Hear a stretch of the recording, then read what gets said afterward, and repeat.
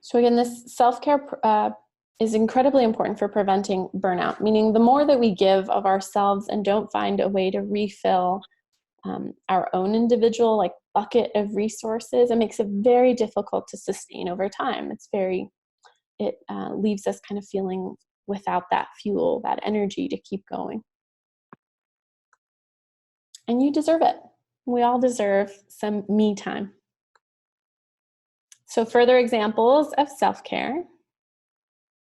So spending time alone, treating yourself, maintaining routine, using humor, asking for help, doing something you enjoy, taking a break. And I'm wondering for you, Kathy, how might you incorporate self-care at school? That's really important to think about too. I'm sure that there are times when you've heard or seen things in your clients that are very distressing or stressful. I think it's like we all have people that we're closer with at work and stuff, and so finding those people that you can maybe decompress with, and then also I think taking a break, because one thing that's really awesome about working in schools is your day goes by really quick. Like oftentimes it flies by, but on like the flip side, like we all need to like slow down and like take breaks. I know I need that for myself. So I think that's super important. Absolutely. As a therapist on campus, I have to remind myself to pause between each student and teacher that I interact with, because sometimes if I'm going back to back to back, I find myself forgetting to eat lunch, or I find myself feeling really, really tired at the end of the day because I didn't give myself a second to just process what was going on. For teachers, this might look like finding a way to incorporate pieces of the instruction that you find really fun. So sometimes we're teaching and we're thinking like, this might be really an engaging activity, and it flops with our students, or we ourselves are kind of like, I don't think I would really want to do this. So finding ways to make instruction really creative and engaging will help. And additionally, maybe don't take on any coaching or don't do all of the after school activities, finding ways to just take a break. Or this might mean having lunch with your coworkers in the lunchroom, or it might mean not doing that. So it's really important to think of, how can I incorporate it within the school hours so that I can maintain throughout the day? I also think it's important, like in addition to the workspace, how are you going to do it at home? Now, personally, as a therapist, I find it really important for self-care to do something when I get home that's absolutely not related to my work, so that I don't bring it home. From a mental health profession, that happens to me a lot. Some of the things that I listen to, sometimes I might bring home with me.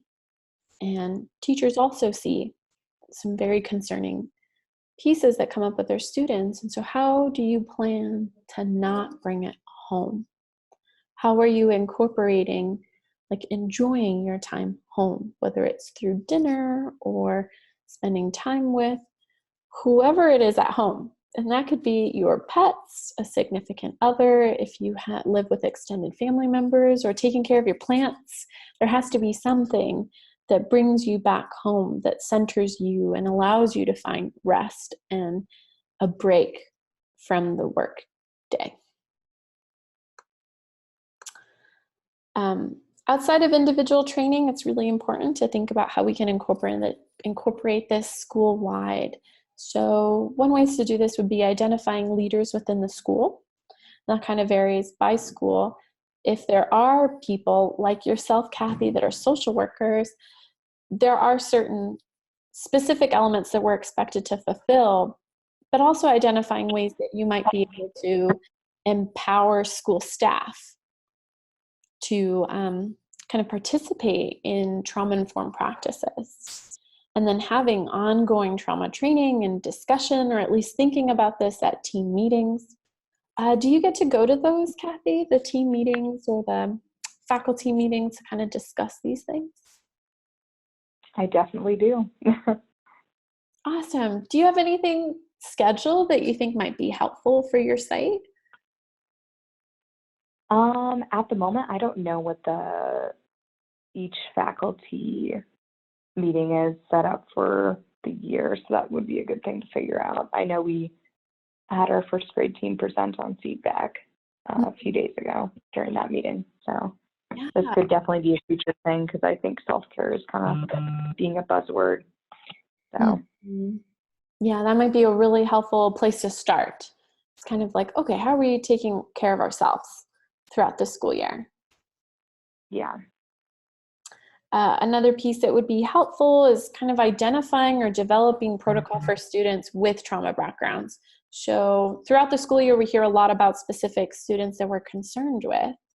And so is there a protocol on how to support those students or to identify them for resources or connecting to you specifically, Kathy? And then if there's anything beyond what we're able to do in the school, how are we going to connect them to community supports to be as responsive as possible and to build school climate? So continuously encouraging a mindset, a growthful mindset, and a practice that allows us to support students regardless of whether it's trauma or a behavioral concern or something more mental health based.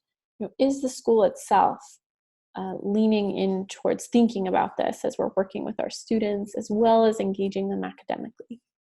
And another piece that would be helpful is to assess school needs. So some schools might do the ACEs questionnaire, or it might be helpful with school counselors or other mental health supports to kind of do classroom-wide activities, kind of like what you described, Kathy, already. Overall, I think it's really important for us to know that regardless of the student's story, right, they all have experiences and histories and memories that we really can't tap into. And even if their story thus far has been really painful or rocky or unstable, the good news is that we have the ability to be a part of this student's current chapter. And so it doesn't have to define their entire story, but we're a piece of it now. And that's something that we can really capitalize on. So for you, Kathy, with the last 6 minutes that we have, what are some things that you might want to discuss given your background, given the work that you're doing at your school?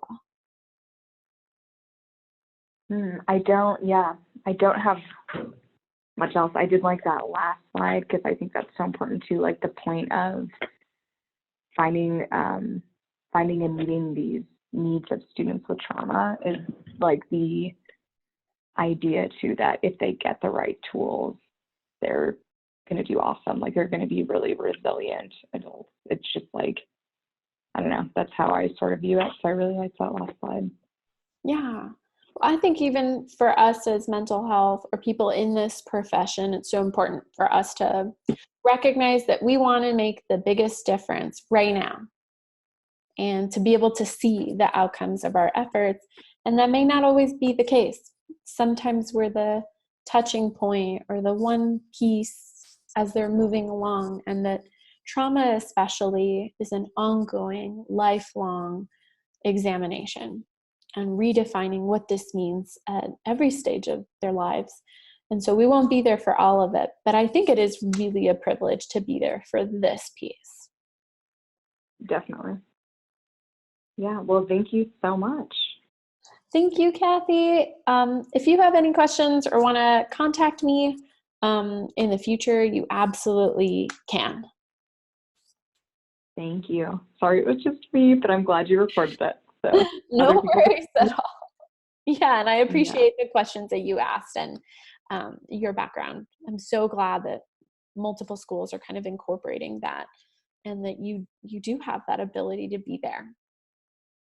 Yes. Thank you. Well, I hope you have a great rest of your day. Thank you. You too. So I'll go ahead and end the meeting now. Bye. Sounds good. Bye.